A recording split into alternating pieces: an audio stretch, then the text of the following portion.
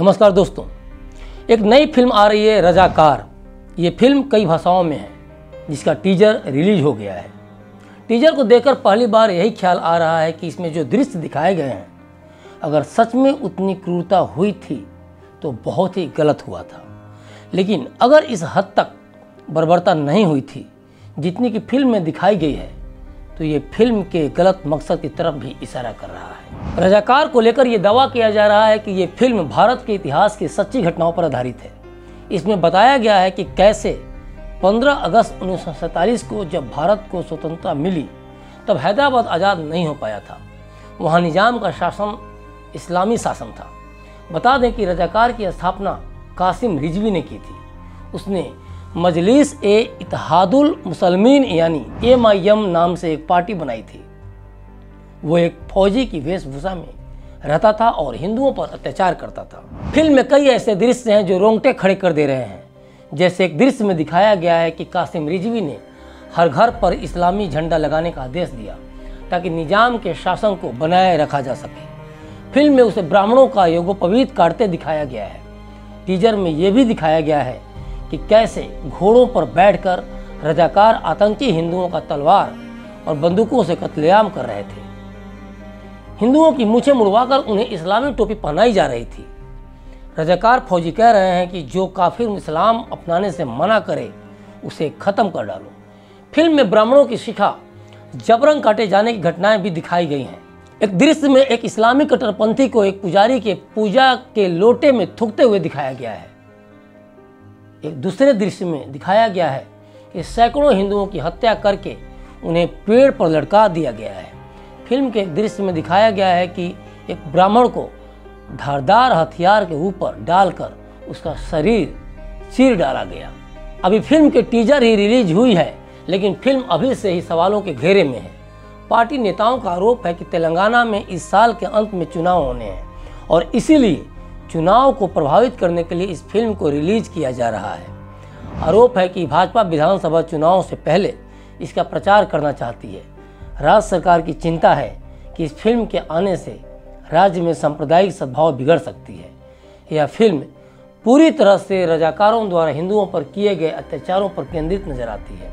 वैसे रजाकारों का नाम लेकर भाजपा लगातार असदुद्दीन ओवैसी की पार्टी AIMIM के साथ TRS नेता और तेलंगाना के CM KCR पर भी निशाना साधती रहती है और इससे निपटने के लिए भाजपा ने रजाकारों पर फिल्म बनाकर सियासी माहौल बदलने की कोशिश की है। माना जा रहा है कि जैसे विवेक अग्निहोत्री की फिल्म द कश्मीर फाइल्स के जरिए इतिहास के एक पन्ने को फिर से सबके सामने लाया गया, उसी तरह रजाकार के जरिए भाजपा ने तेलंगाना में KCR को सत्ता से उखाड़ फेंकने की रणनीति बनाई है।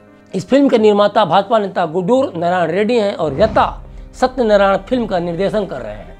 फिल्म रजाकार तेलुगु, हिंदी, कन्नड़, तमिल और मलयालम भाषा में भी रिलीज होने वाली है। अब चलिए राज्य में पार्टियों के वोट बैंक के समीकरणों को भी समझ लेते हैं, जिससे ये समझने में आसानी होगी कि क्यों कुछ राजनीतिक पार्टियां रजाकार पर बैन की बात कर रही हैं या दूसरी पार्टियां क्यों चुनाव से पहले रिलीज की बात कर रही हैं। तेलंगाना में कुल मतदाताओं का लगभग 12.7% मुसलमान हैं। राज्य के 119 विधानसभा क्षेत्रों में से कम 40% में राजनीतिक दलों के भाग्य का फैसला वही करते हैं। ज़्यादातर मुस्लिम आबादी ओवैसी के गढ़ हैदराबाद में है। हैदराबाद के अधिकांश मुसलमान पुराने शहर में रहते हैं, जो 2 दशकों से ओवैसी की MIM की जागीर रही है। विधानसभा चुनाव में यह पार्टी पुराने शहर की सभी 7 विधानसभा सीटों पर लगातार जीत हासिल करती रही है। तेलंगाना में राजनीतिक समीकरण तेजी से बदल रहे हैं। जैसे जैसे विधानसभा चुनाव का समय नज़दीक आ रहा है, अब तक दोस्त रही BRS और MIM पार्टियों के बीच भी जुबानी जंग चल रही है। दूसरी तरफ पिछले विधानसभा चुनावों के बाद से ही BJP तेलंगाना में अपनी संभावनाएं देखने लगी है।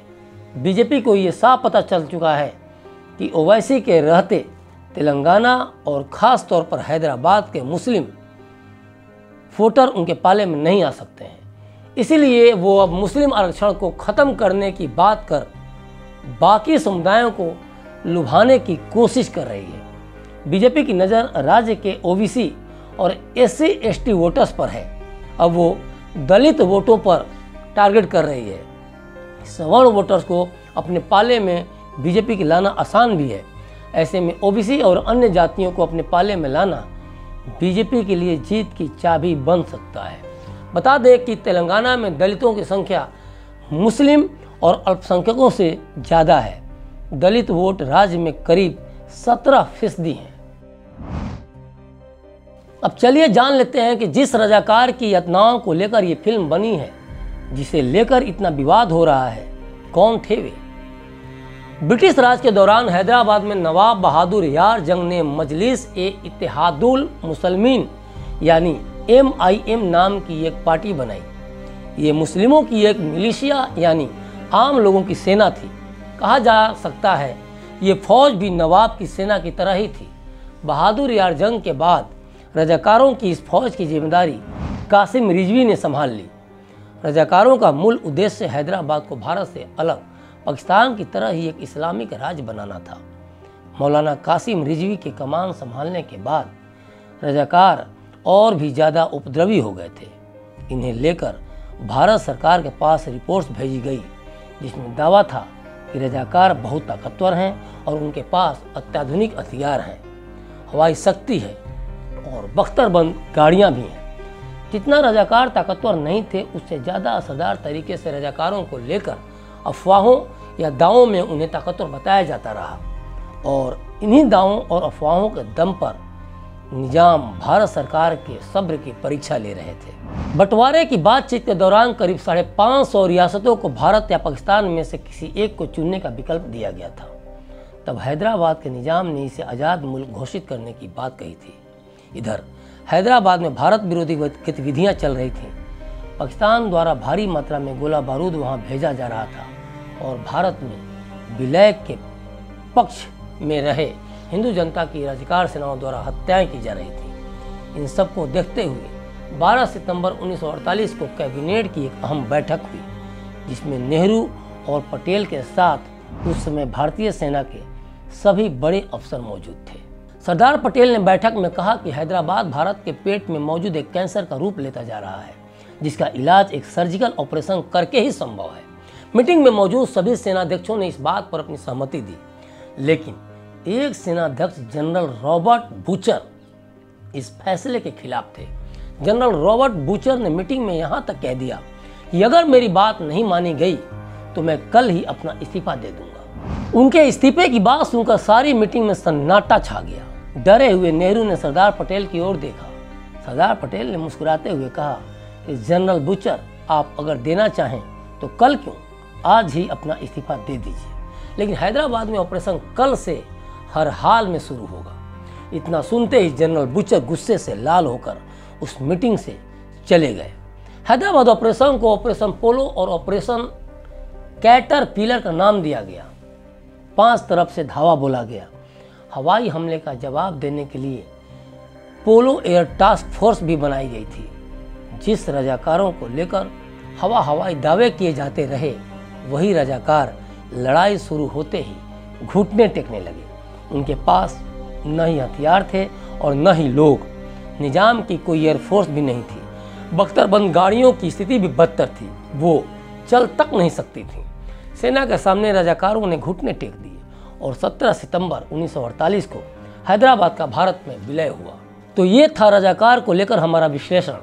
मुद्दा ये नहीं कि फिल्म कब आ रही है, इसका समय गलत है या सही है। मुद्दा ये है कि क्या ऐसा कुछ हुआ था जिसके बारे में तेलंगाना की जनता को पता होना चाहिए। मुद्दा ये है कि क्या एक खास वर्ग की जातियों के सामने आने के बाद कुछ पार्टियों के वोट बैंक पर असर होगा, जिसके चलते वे फिल्म की रिलीजिंग पर ही सवाल उठा रहे हैं। एक और विकल्प है कि आगे बढ़ना है तो पीछे की बातों को, वारदातों को भूलकर आगे बढ़ना चाहिए। लेकिन सवाल उठता है कि शरीर के जख्मों को तो भुलाया जा सकता है, लेकिन अगर जख्म आपके दिल पर दिए गए हों तो उसे कैसे भुलाया जाए। रजाकार दिल पर एक जख्म है जिसकी सच्चाई जाननी जरूरी है। अगर आपके जेहन में भी किसी घटना को लेकर सवाल हैं तो वीडियो के कमेंट बॉक्स में आप हमें ज़रूर बताएं। क्लिक इंडिया आपके सवालों को ज़रूर उठाएगा। शुक्रिया।